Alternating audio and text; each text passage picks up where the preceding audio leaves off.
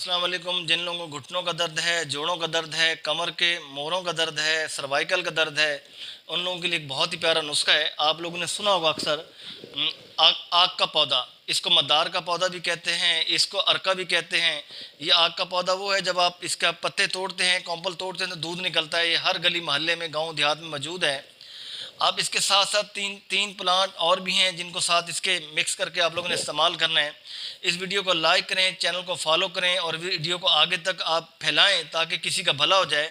अब करना क्या है, 3 से 4 पत्ते आपने आग के ले लेने हैं, उसको तवे पे सेकना है। या तो सरसों का तेल लगा लीजिए उसके ऊपर, या ऑलिव ऑयल लगा दीजिए।